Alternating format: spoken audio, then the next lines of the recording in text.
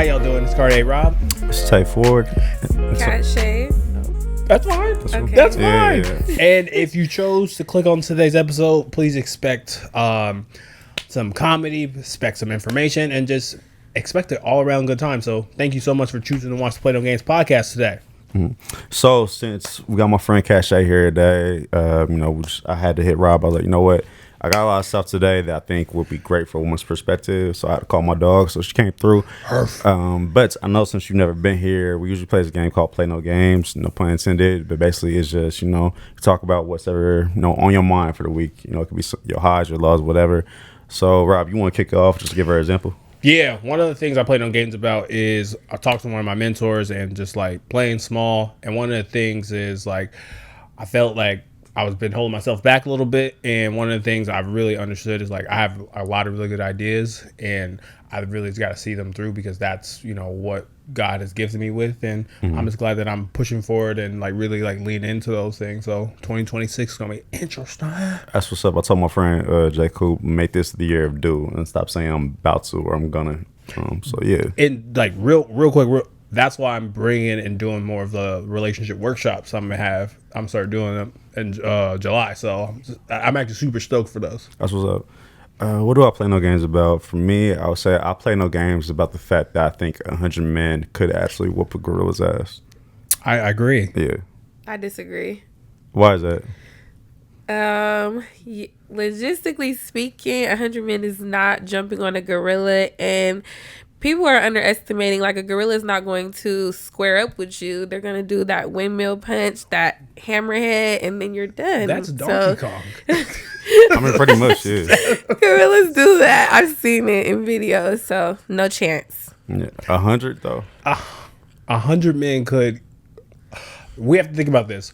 So think of like a big dude, right? If he swing his arm, that's energy. That's a lot less than... No chance. There's no damage. No, but even still, right? So say like 20 are facing from this way, right? He's swinging and stuff. He still has his whole back that's not being covered.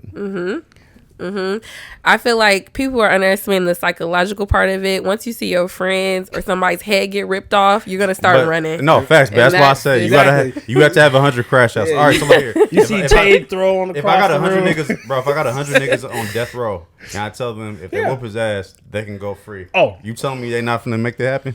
Wait a second. That's the clip. 100 niggas on death row? That makes it interesting. Okay, that's something to think about. 100 crackheads even. You offer them... They got hella endurance. I ain't never seen a crackhead get tired. Come on now. Oh my Thank God. you. 100 crackheads. That's something to think about. Like, literally. So for me, I would say I play no games about section culture. I'm going out of town this weekend and we're supposed to be getting a section. And I'm just thinking like we're about to pay $1,500 for a little section in the club to not socialize and to drink one bottle that's $40 at the store. No way. Yeah, that shit crazy. I'm glad I'm starting to phase out of the club scene. I should be going to more like lounges and everything like that. Yeah. Even the lounge has like sections though and club, but it's like I don't know. But it goes back to the essence of people gotta know how to have fun, and it's like you can't be the too cool for school type of guy where it's kind of like like have fun. I think that is like the major key. That's damn near impossible. I'm not saying for me, but for majority of people, that's damn near impossible because motherfuckers like dudes be pulling up to the club worrying about how other men perceive them, and they're there to try to shoot their shot at women. It's just kind of weird, but that's neither here nor there. 100%. I agree. Yeah. But if we got to get to the point of like not caring about that, and I think it's never gonna happen. It did happen before. It had like what we're dealing with is like a maximization of like what our culture is thinking about now. You were literally talking about back to the old days. So that means there was enough people having fun, enough people doing that shit. Yeah, when there was nowhere to sit down and like before social media was as popping, like so before you had your phone out recording yourself all night when you was just living in the moment, those were like better clubbing times for sure. For sure. But speaking about clubbing, I saw big facts. Put it up. Big facts. Nah, compared to the Shedeur's, come on. But anyways, Shedeur Sanders, aka Legend, he had a pretty good career at both Jackson State and Colorado University. played for his dad, playing quarterback at that university. He was projected to be a first-round pick originally about a month ago. The NFL draft just happened last week, and Brody slid all the way to the late 5th round and got drafted by the Browns. So, there was a lot of controversy around that. People were asking and speculating whether or not there was any collusion that happened and if it was, racially motivated. How y'all feel about that? I would say for me, it was two things going on. There was racial components, and then there was also like I'm directly pointing out the Sanders family because Deion really has built his own wealth outside of, the NFL. He really took that NFL money, and it's almost kind of like the NFL and the owners sticking and trying to say that we have control, putting you in your place. Well, what would be the difference between his wealth and say like a Marcus Freeman? Huh? The coach at Notre Dame. I would say because he's getting paid. I believe he's getting paid more than. I think when you kind of look at Deion and like Jackson State, like the energy and the culture that surrounds him is kind of like that's like the black dollar. That's the dollar that moves most of like. But he took that from a black university. But I'm saying he's trying to take it, bigger elsewhere. I'm not trying to say that he couldn't have done what he is doing in Jackson State, but that's probably somebody else. And that's someone else. God put that person on the planet to do that. I don't think it's Deion. Yeah. All right, so I'm gonna let Kashe go, then I got a response to that. All right, fair enough. So what I think from what I've seen is that it's like you said, like the duality, somebody trying to teach him a lesson and also him coming with that cocky attitude. Like nobody likes a cocky nigga, unfortunately. So you have to play a certain role to navigate certain spaces, I would assume. And yeah, they want to teach him a lesson, of course. I don't know how well that lesson's going to go over, but we'll see. All right, so like for me, if Shedeur and his dad was still at Jackson State and people were trying to say, they wanted to make sure that the black community isn't able to insulate ourselves and build our own infrastructure at a university that's built for us, by us, I could understand that.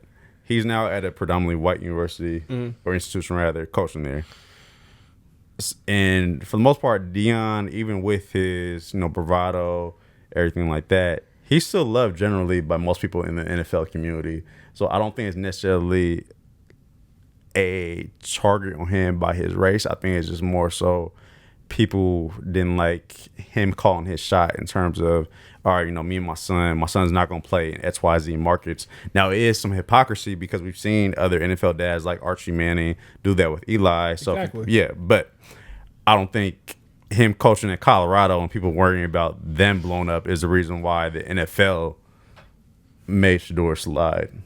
Yeah, I hear what you're saying. 110%. I think for me, where it's kind of like it just takes like a certain person to do a certain thing, and I think we put that on Deion. We are like, you're supposed to be that person, and I think because our desire of wanting that for him, maybe that's not something that he wanted.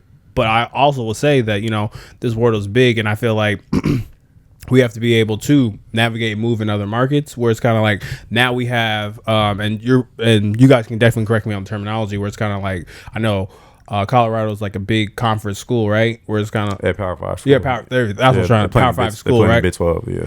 Where like I know we lack black head coaches there. Well, now we have literally one spot where if someone is coming from a Jackson State, we have a spot, we have a place there where they can go, where their talents will be seen differently than other places. So I was just saying, like, maybe that's, the start of many.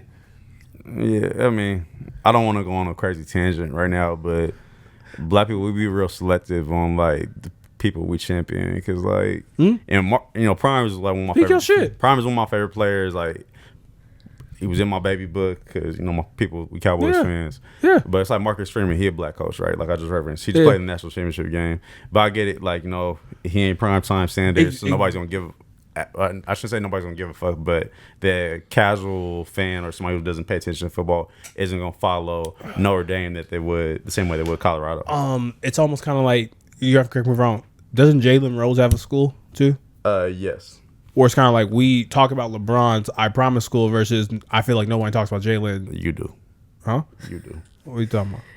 I'm saying I stay in tune with the the Jalen Rose Academy. Okay, well, Yeah. I've been saying for the common folk. Did you know Jalen Rose had a No. You know who Jalen Rose is? Yes, I do. Okay. I wasn't trying to play you. Surprise! I wasn't trying to play you. Right. Yeah. But I'm just saying. It ain't like he all-star. No disrespect. No disrespect. But I'm just saying, I think sometimes we put our heroes on, like, they have to be this certain thing. And sometimes, because we're not them, maybe they have a different vision of how they're wanting to live their life. Mm-hmm. So that's all. But grown man need to stop looking at other grown men to be their heroes. But yeah, I agree. So Jesus? All right, wow, that's crazy. That was crazy. He's a grown man. That's my fault. That's debatable. That's He's the ultimate grown man.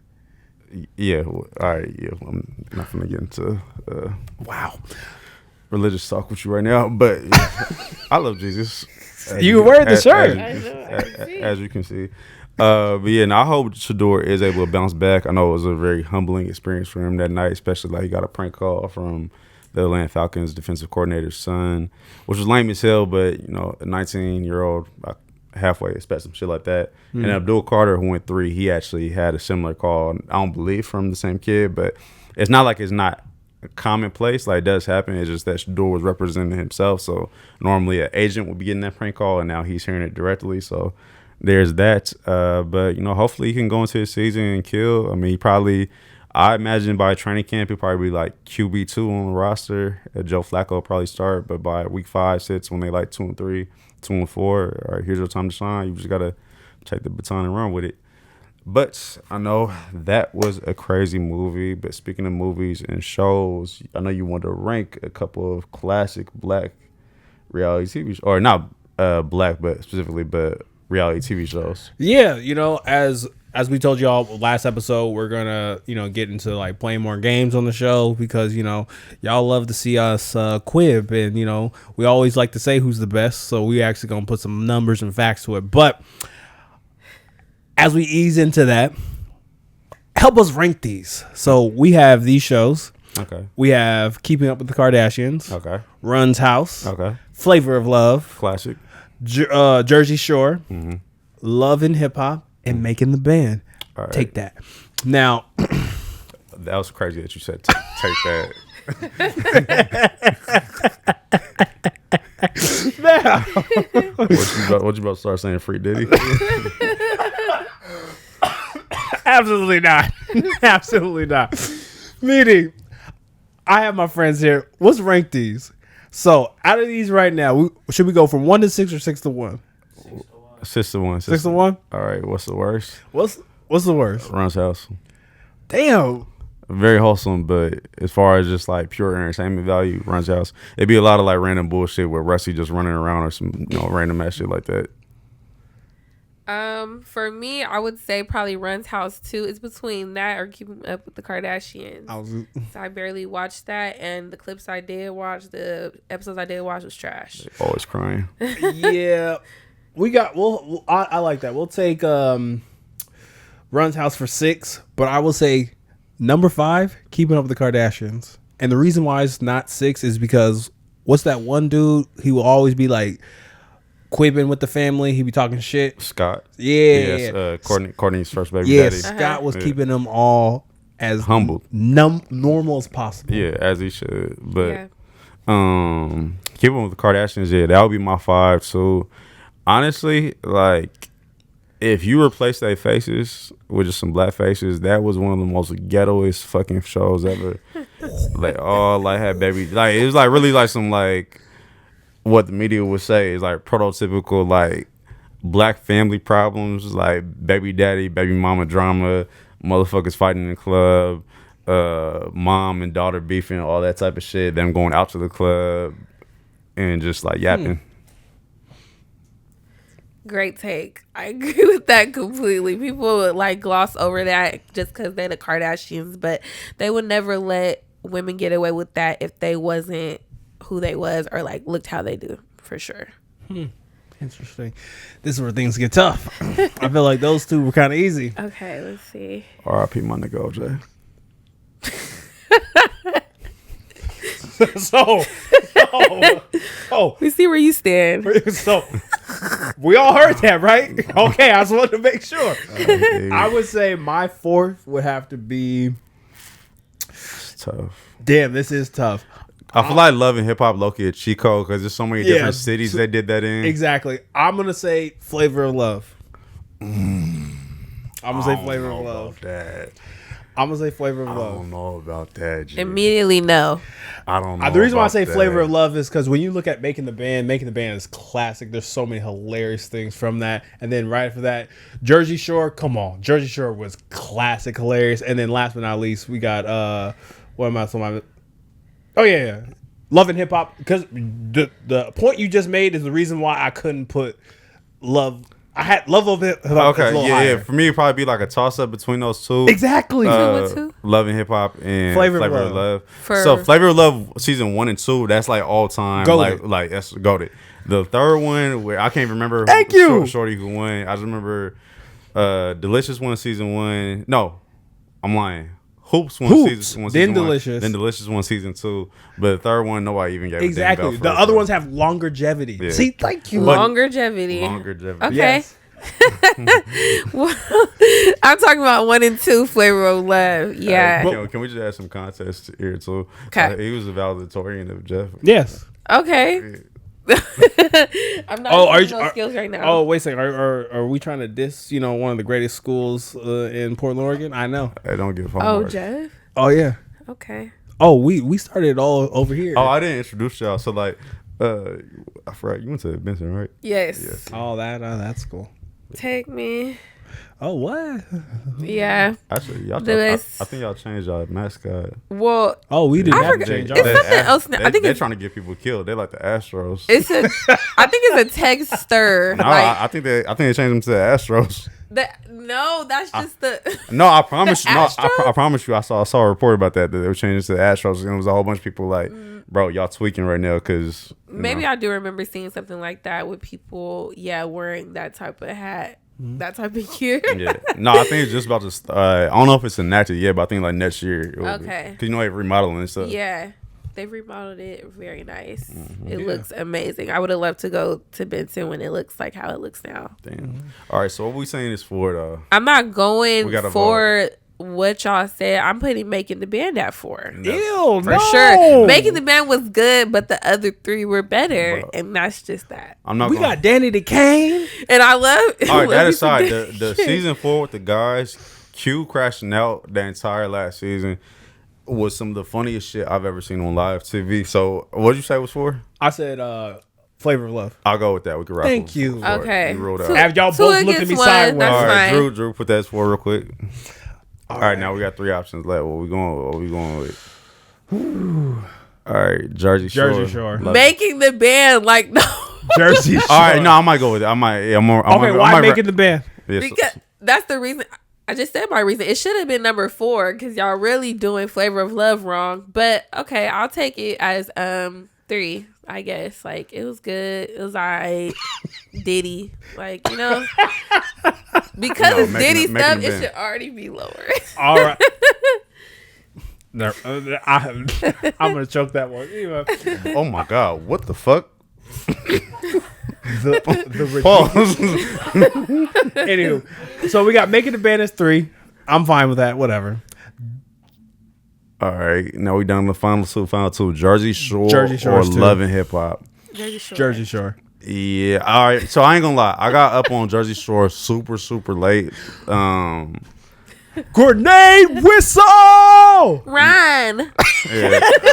Ronnie. Oh, damn, you actually did a good job right there. What was bro's name? Mike. The Situation. Yeah, Situation. Bro, Yeah, that nigga was Situation. toxic. Yeah, bro. The fact that Paulie was able to actually like create a whole DJ career off that shit, off that shit was Right. crazy. Yeah, we go Jersey Shore.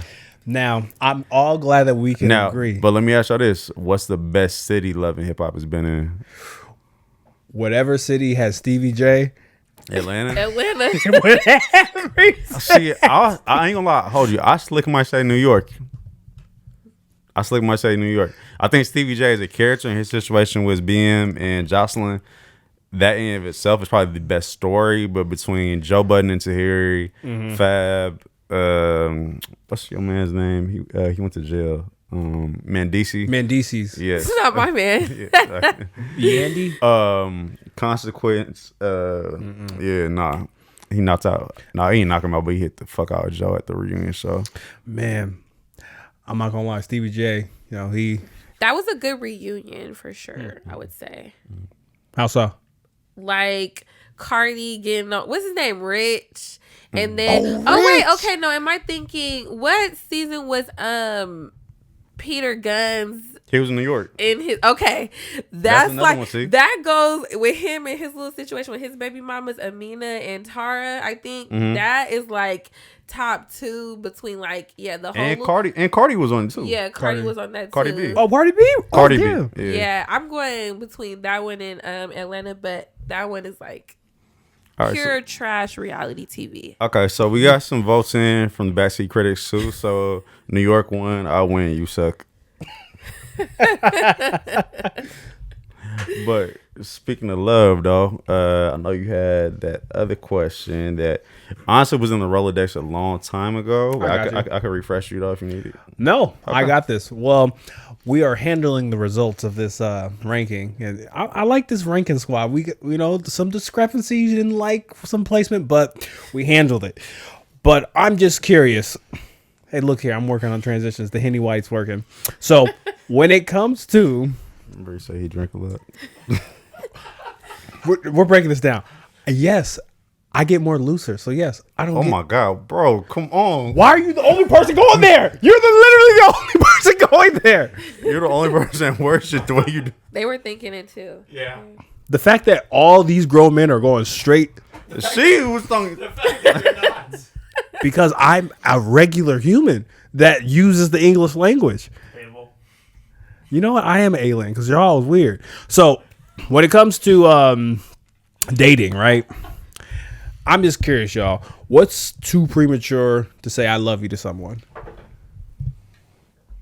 What do you mean? Like, what do you mean? Like, time-wise? Yeah. Trust your gut. I wouldn't say it's like a set time. It's just like a feeling. Now, if you're doing something crazy, like a month into knowing a person, like that's just like kind of wild. But you know, you can fall in love in a week, in a day, or an hour. That's how I get down. Now, so, are you sober when saying this after a week? I can be look okay if it's like a whirlwind like love. Sometimes like in life, maybe y'all haven't lived that type of life, but I live like live life on the fly type of thing. Like I might fall in love, in a couple days. Like it get like that about me. Like this has to be there has to be a story with this. How'd you fall in love in 2 days? It's just a world. Now I'm not saying it lasts. It's like a weekend thing. You know what I'm saying? And then boom, I'm in love. But yeah, no. Was he in love with you too? They're gonna say it, of course. Now, does those feelings really reflect that later on? Like, probably not. Okay, hold on one second. Okay. Did he kiss the cheek afterwards? Huh? What? Wait. That's hold on. Say it one more time. Did he kiss the cheek afterwards? But I can't say Okay, loose. so yeah, he might have loved you then. Yeah. Did he kiss the cheek after? Yeah. That's nothing crazy about me. Oh my gosh. Yeah. I say, yeah, he probably loved you. So, like, in regular relationships, though, I would say no time is too premature. But, like, I'm thinking of the question as, like, what to do if somebody says I love you too prematurely. I guess I would mostly be on the, like, giving end of that. So, I might say it, like, early, but only as a way to, like, throw it out there and see what somebody says. And then, you know what I'm saying? We're too...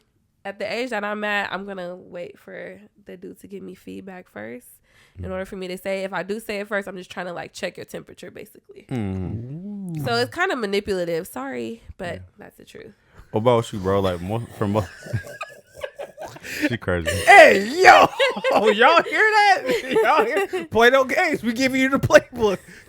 No, but for the most part, would you say like most of the women you dated, like who's typically said I love you first? For me, I would say mostly the woman. I've definitely held back. Like I probably thought it, but I was like, nah, nigga, you ain't gonna get me. Why'd you hold back? I think I held back because I will be honest. I think in our last episode we talked about lust with the Shannon Sharp thing, and also like childish. We talked about men being childish, and I feel like there were times where I should have said that in those situationships and relationships. I was just being childish because I was trying to have a power dynamic of like, I didn't say it first, but you said it, and I actually looking back on it, it's kind of like little sucker. I should have just said how I felt, but I'm one of those friends who's, I don't lead. So, I can expect that from me. I can expect that out of me. That makes sense. I ain't gonna lie. Last time I said that shit, like, I damn near slipped and said it. I just, like, we was laying in the bed and I woke up and, like, said it, like, subconsciously. But, like, it came out verbally. I was like, oh, shit. But it was well received, though. I respect it. I respect it. As much as I give him shit, I will say this dude, when it comes to like rom-com, he got it in him. He can do that. I don't even know what that means, but romantic comedy. No, I know what that means, but I'm like, what does that like look like tangibly? Like, what that looks like tangibly is like, I feel like you know how to nurture and cater to someone you're interested to. Oh, you could just say I got riz, nigga. Because I'm using other words in the English dictionary. You see? But yeah, he want the. I ain't gonna lie. One of my biggest fears. Oh damn! Like this ain't ever like, bro. Has this ever happened to y'all? Because it hasn't happened to me yet.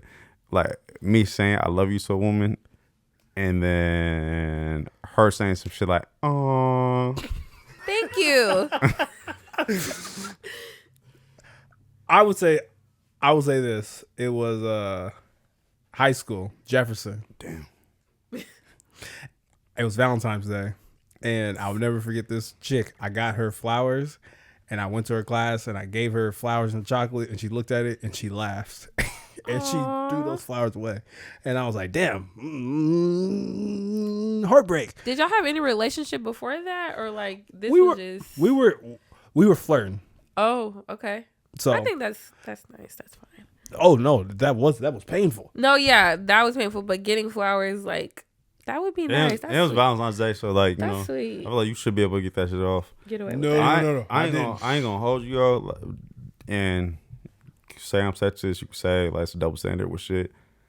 When that type shit happens to men versus when it happens to women, women don't realize the type of dog they then create in those moments. Like the next time that like not you per se, but like the next time you a good guy. That's what I'm saying. No, but what like, you're saying is actually full circle loop where you're like, Rob, why did you say it like I love you? Because of shit like that. Past trauma. I'll be like, look here, man. I need to make sure. But for a while, like I'm just gonna be on straight dog shit for a while. Yeah. But, I think that men using that excuse 10 to 15 years later is so pathetic. And I feel like that, not you are pathetic, but I'm saying like that does happen like more often than not. It's like, oh, this girl broke my heart, so I'm never going to treat women right again. It's like, bro, grow up, go to therapy, handle that shit, and let's move on. Okay. You want us to be on our accountability. Now, let me ask you this. Are you saying that from a place of privilege, though? From a place of privilege, because like being a female, you don't have to. Females get their heart broken. No. But you're an attractive woman, so like, how often have you actually like shot your shot at a nigga and he was just like, yeah. As a grown woman, never. But I'm saying no. How many times have I got heartbroken? No, you're saying, or like, yeah, like not even just shot your shot and like that's light work. Like, have you got like heartbroken? How you know if it hasn't happened to you? Huh? You getting pressed up in the club? Wait, what? Oh, how I shot my shot? And they was like, ugh. I can't say I've ever got curved, but yeah, I would never just shoot my shot like that. See, exactly. So when you're 0 for 0, I'm like, I'm gonna try it. I'm gonna try to shoot my shot. I'm gonna do a social experiment. I'm gonna shoot my shot, like, you know what I'm saying, a couple times just to see like if I get turned down. But I'm sure I'll be able to move past it. Now it's 100 women versus accountability. We gonna see. Yeah, I see that comment. We gonna see.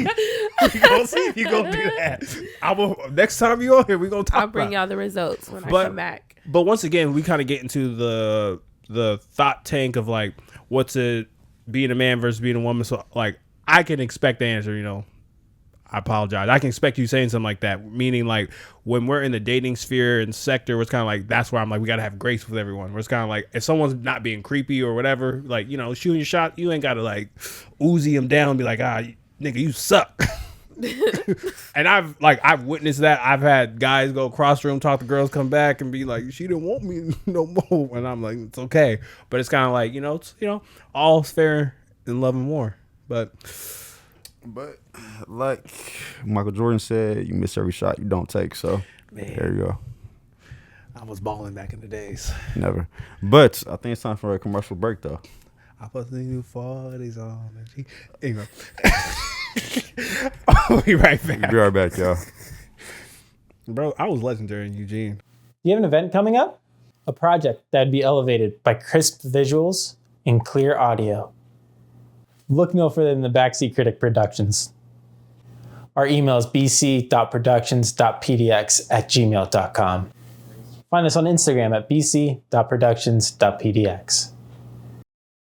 I promise y'all this was not intentional. It's very ironic that I'm wearing the I Love Jesus t-shirt because I actually saw some news that TD Jakes retired.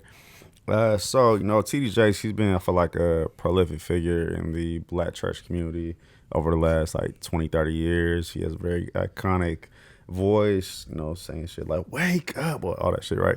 So let me ask y'all this. One, how do you think his legacy will be remembered being linked to figures like Diddy? And then also, why do y'all think a lot of people our age that are Black don't necessarily go to church the way, that we might have when we was kids and shit? Well, his most memorable thing would be swallowed. But bro, you really can't help yourself. You can't help yourself. It is going to be that. That's supposed to be. That is going to be the thing. Oh my goodness. But I will say this because I don't want to front. I think maybe I've caught maybe like one TDJ interview / just like the viral stuff, but like what he like means the community, I definitely understand that. And I think I kind of will just speak to more to like the back end of your second question. And I don't know, I would say maybe from 2010 to all the way like 2022, I feel like going to church or, talking about Christ was like a bad thing. Or maybe it's just like I live in Portland, Oregon, and like just even saying you're a Christian is like, oh my gosh, I can't believe like, Christians do type shit. But I'm gonna leave the TD Jake stuff for y'all, but I at least want to speak on that. I'll say this, like him being kind of a celebrity, so to speak, outside of, just being a religious figure. Potter House was a mega church, and it has a really strong presence in the Dallas-Fort Worth community. I've never been personally, but my people stay out there, so I think they've went like 1 or 2 times. Did a lot of good work. Also, as with any person, man isn't perfect, so I'm sure there's some stuff people are going to complain about with him. Yeah. As far as why people don't go to church, I don't know. I just feel like I hate to say it, but like just the era we in. Like I was even talking to one of my mans about this past week. Like, remember how we used to have like Sunday dinners and shit growing up? Like Sunday fun days replace Sunday dinners. And that's an interesting point. Yeah, and niggas wonder why, like, motherfuckers ain't getting married, or like, we don't really have family reunions, or if we do, it's always our grandparents that are still having to coordinate it when we all like 30 or near or whatever have you plus. So we really should be like not head of households like the matriarchs and patriarchs, but really having a strong influence. But we just everybody drifting off doing their own thing. And, we gotta watch Soul Food again. Hell no. That's one of my favorite movies, but no. Classic. It's a classic, but that was a Black trauma movie. So I would say as far as TD Jakes goes, he's a prominent celebrity.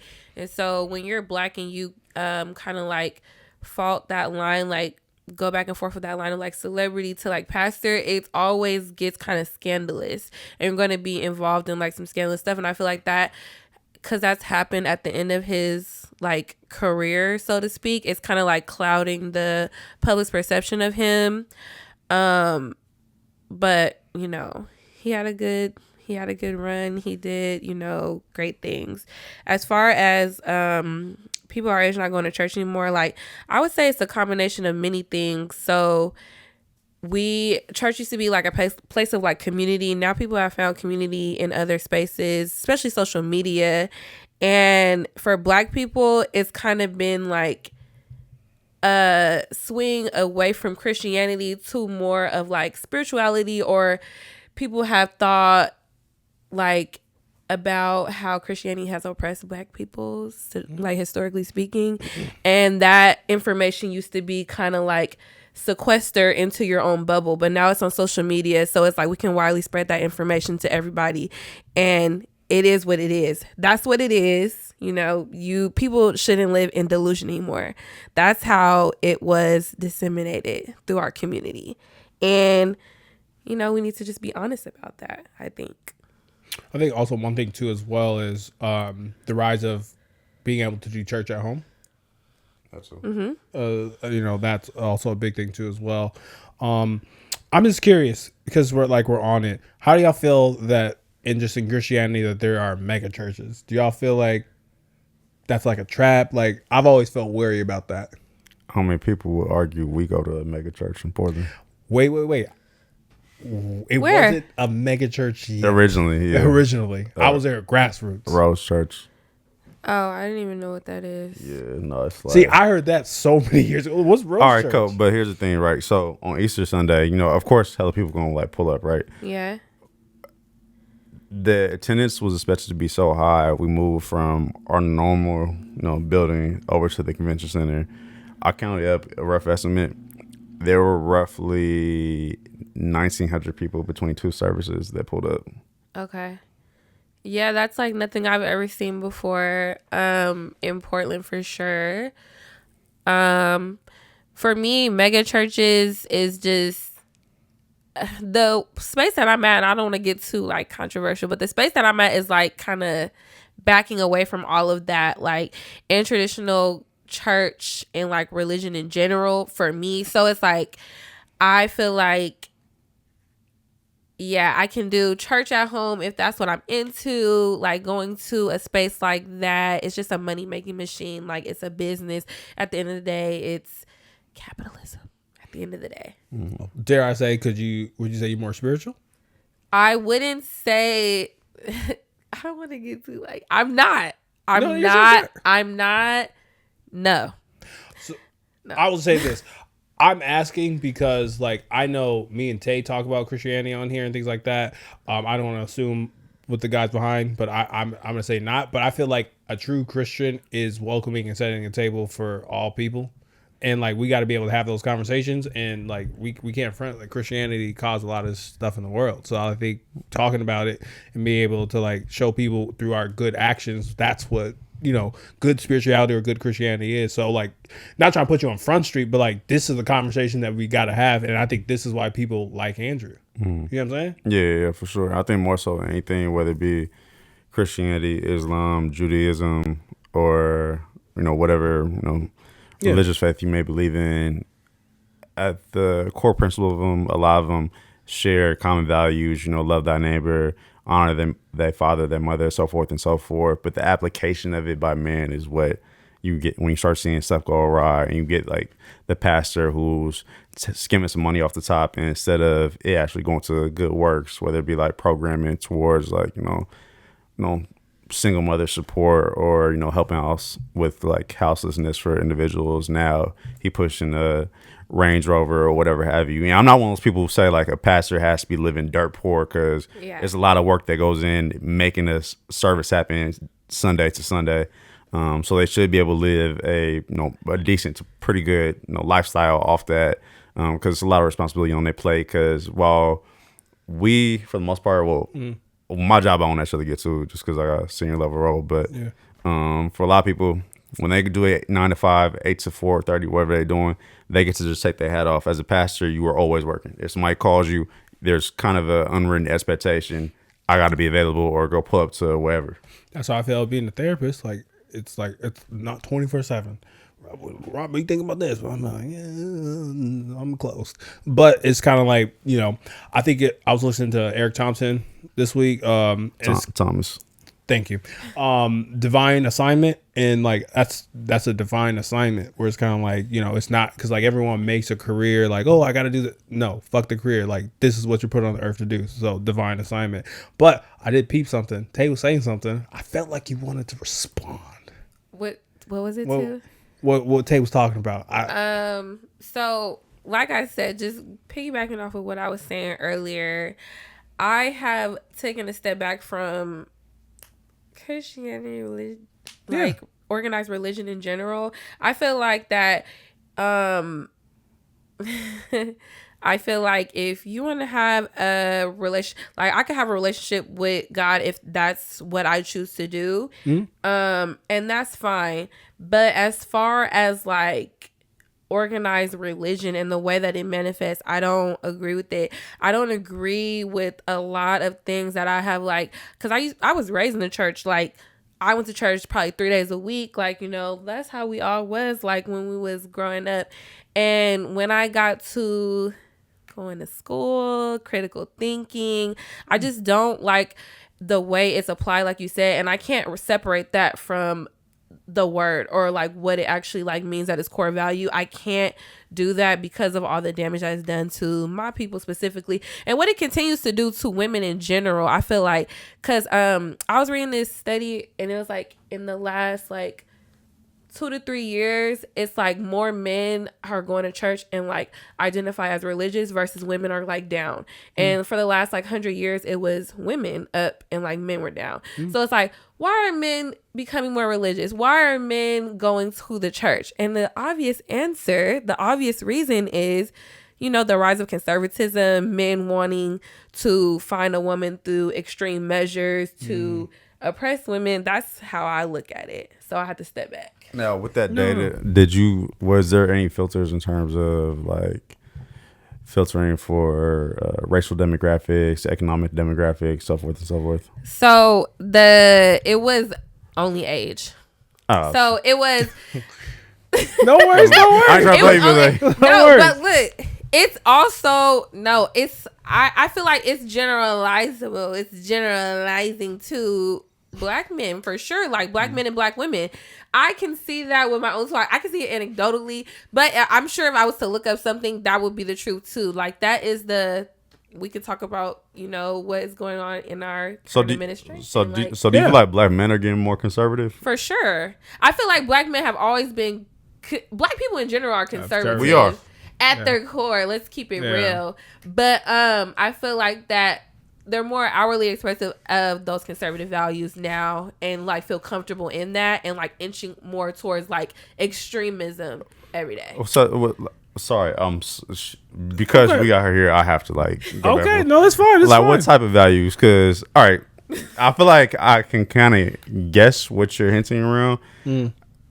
We both went to PPS growing up, right? So, growing up, you know, a lot of F-bombs was dropped, a lot of, you know, whatever. So, how would you say, like, how your typical 25 to 35-year-old black man, in terms of his values, differ now compared to, like, 05? I would say that it was more like they were willing to like not be so outwardly expressive with like things like that. And it's like, okay, now it's like, yeah, like I'm against this, I'm against that, like I don't like this type of person, I don't like that type of person. Where it's like before, it's like, okay, everybody just stick to what they do like. You don't have to tell me what you don't like or what you don't agree with. You just do what you do. Like people more so like was just in they like, you know, things. But now it's like we got these. I think that's really it's social media. It's that damn phone. What your mama said? It's that phone. That's the cause of all the issues for sure. Like, but it's just like that's where we at. So what we gonna do about it? I will just say this to add to the gumbo pot, where when we take the love thy neighbor, right? And I'm just taking all like I'm just making this like a global thing, meaning the basic principle of love thy neighbor is, if we look in the Bible, it's meaning your enemy, it's meaning your loved one, and we pick and choose and we cherry pick what we want to, and it's used in government, it's used in Thanksgiving dinner, it's used in, you know, fuck. So I think for me, it's like when it comes to like the rise of like I don't say true Christianity, like true embodiment of like what it means to be on earth. It's like having honesty, where it's kind of like, I think inherently men are conservative, right? But also at the same time, a man can lead, but also let a woman flourish. And if someone's using the Bible to be like, all right, you're down here, I'm here, that to me is not being a true Christian. It's about, how do I, my wife is my partner, and that means if I'm looking out for her, she's looking out for me. And I feel like people weaponize it, and we get situations as we are right now. Mm-hmm. We got like a whole nother subtopic. I could honestly spend like a whole hour going back. No, this is dope. Hey, I'm like, that's why I was like, that's why I didn't want your light to be dimmed. To be like, yeah, you have a point in perspective where I was kind of like, talk your shit. I don't know. I'm still struggling with the idea that men now are more conservative than back in the day. No, men are back in the day are definitely more. They're was peak. Yeah, they're more like hourly to express like interest in religion. Also, because men can't just flaunt money as a way to get women, so they have to use something else to get women and oppress them. That's my opinion. So I can't just use my wallet to oppress a woman, because 9 times out of 10 she's basically meeting me there, or she's above me in that way. So I have to use something else as a tool of domination, and that's what they're gonna use. Oh, so you say niggas are like religious fishing right now? Absolutely. Yes. I'm not saying that this is what they actually believe in. Now, he was talking about like the true, like, you know what I'm saying? If you are a true Christian and you embody those things, you're doing it with good faith. Now, I don't feel like that's responsible for the rise. I don't believe that, because why now? Yeah. Why?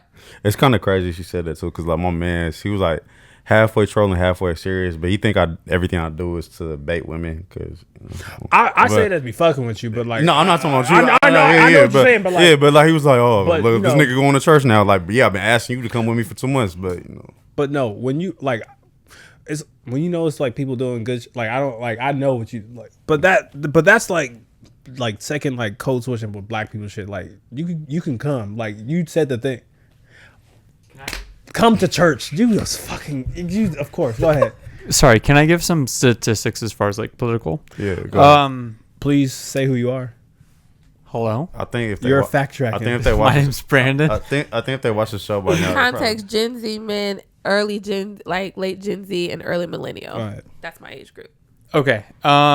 So black voters. Wow, I've had too many. There's no way y'all this is drunk already. I've had a bit to pre-game. Those are double shots, actually. I've had anyways, under the age of 50, 63 planters were Democratic, like liberal leaning, and sorry, got that wrong immediately. 49 are liberal leaning, and 13% were conservative leaning. Wow, overall, out of all age groups outside of like under 50, 8% were conservative leaning, and the rest were liberal. Okay. So a bit of difference there. The intersections that exist between religion and political ideologies is kind of tricky though, because like, I'm religious, but also I'm a little bit more left leaning in terms of my just social values. I say this more proudly now. I'm moderate, but I vote liberal because like I feel like if we had like a moderate like party, we kind of do. I push that. Sorry, that's the indecisiveness. It's not the indecisiveness. Where it's kind of like libertarian. That's what they called. But I'm saying we're not gonna vote like that person in, so I have to go for the lesser of like who's going to do the best job. Yeah, so. And I'm never one that pushes somebody just to hold party allegiance anytime exactly. They go to the ballot, like evaluate the candidate for But no one's really gonna have a serious conversation and be like, all right, let's evaluate who's the best candidate for majority of people, or who's gonna be the best candidate to help the most people. Like everyone's going to be like, all right, we're voting for this bullshit thing and it's not helping most people, when we have to look at our society as a collective and help people. Wait, hold on. I'm so glad you said that. let me ask you this, Kashe, because I know we had a whole nother topic, but it's just like It's kinda fine. good. Yeah. Would you say a decent amount of your thoughts towards that stem from the results of this last election? Well, I would say a lot of my interest has come from the results of the last election, but it was always like, I would say since 2020, I've been like interested on like that kind of shift of like, men in that space. Of course, come on now, it's the rise of red pill. I was watching that shit on Oh, you YouTube. said the rise of what? The red pill. Oh, I thought you said. I was like, what? No, the red pill. I was like, what the fuck? Sorry, did I not enunciate? But like, I was like so interested in that, and like I'm interested in like where like young men, Gen Z, millennials' minds is going, and I got it. that's where they're going. So I want to know why. So I have a question for you. What is your definition? Oh, what is your definition of red pill? Well, I don't know if it's an exact definition, but I'm saying like people who follow like it's under the cloak of male improvement, but it's not improving anything, or like just something. That's what I'm saying. Like the conservative line, like you say, you're moderate. I need to know where you draw that line at, or where people draw that line at. Because like, what issue is it? Is it abortion? Is it, what I'm saying, DEI?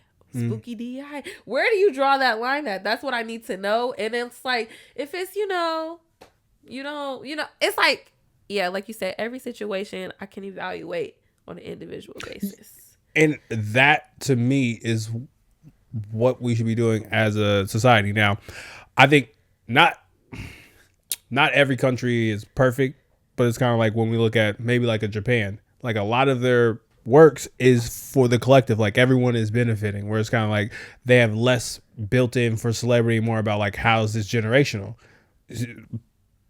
So my point of bringing that up is when we come here, everyone is like, all right, we have this like you talked about the agenda of like, I have this one thing, abortion, that I'm going to vote for because I disagree with it. And then their plan is to fuck this group of people up and not understand that still does have implications to them, where it's just like you're focusing on one issue and not thinking about a collective of how maybe this doesn't affect you, but affects someone else. But like, how does this help most people? And I think when you're a moderate person, you have to think like that because you're thinking for the whole body.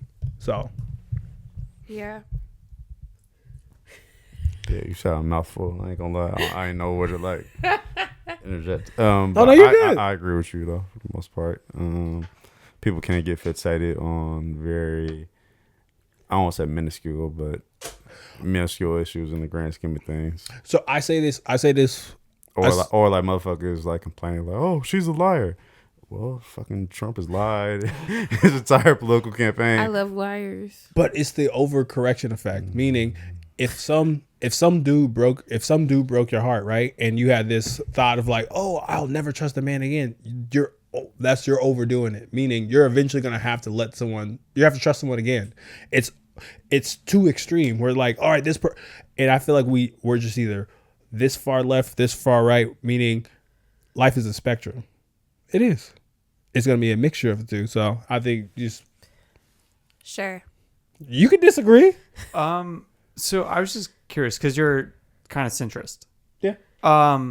Like as someone gets more extreme, aren't you going to be pulled more that way? Because historically, that's been the case, where centrists get pulled more towards the extreme because they're trying to stay central to the topic, rather than like they're reactionary to like certain issues, rather than staying like stagnant on certain cases.